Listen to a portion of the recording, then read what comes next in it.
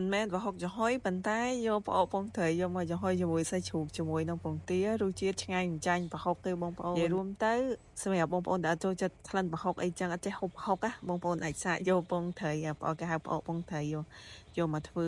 ចំហុយជាមួយសាច់ជ្រូកជាមួយពងទារសជាតិឆ្ងាញ់ហើយនិយាយរួមទៅគឺអស់លុយតិចហូបបានច្រើនអញ្ចឹងថ្ងៃហ្នឹងគឺខ្ញុំមានសាច់ជ្រូកមួយខាំផ្អកពងត្រីហ្នឹងចំនួនមួយខាំហើយខ្ញុំយកសាច់ជ្រូកទៅក្លុកបងប្អូនក៏ច្រាមក៏បានដែរយើងយកទៅកិនវាម៉ត់តិចមកបន្ទាប់មកយកមកលាយជាមួយនឹងផ្អកពងត្រី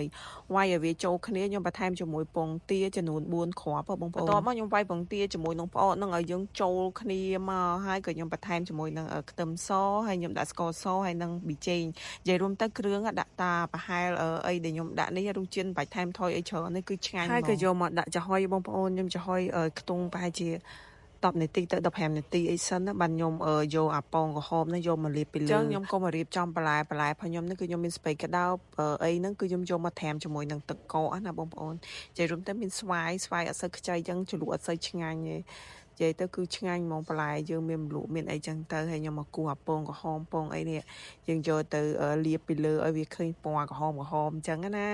យកមកលាបជុំវិញវាឲ្យសព្វចូលគ្នាហើយខ្ញុំបន្ថែមជាមួយនឹងស្លឹកខ្ទឹមហើយនឹងម្ទេសពីលើអញ្ចឹងទៅតែប៉ុណ្្នឹងគឺខ្ញុំធ្វើបែបងាយស្រួលប៉ុន្តែឆ្ងាញ់ហើយអត់ទ្រាំហូបបាយអស់ពី3ចាន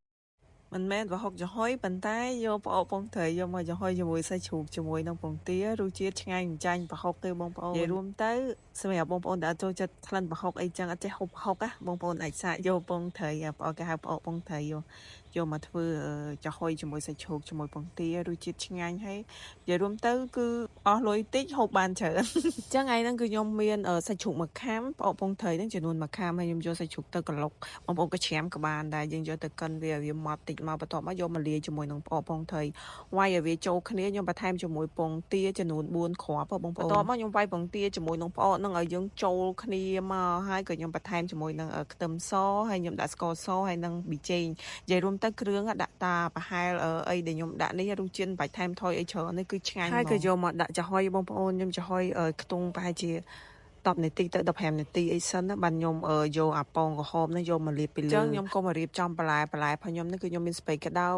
អីហ្នឹងគឺខ្ញុំយកមកត្រាំជាមួយនឹងទឹកកកណាបងប្អូននិយាយរួមទៅមានស្វាយអត់សូវខ្ចីអញ្ចឹងជ្រលក់អត់សូវឆ្ងាញ់ទេ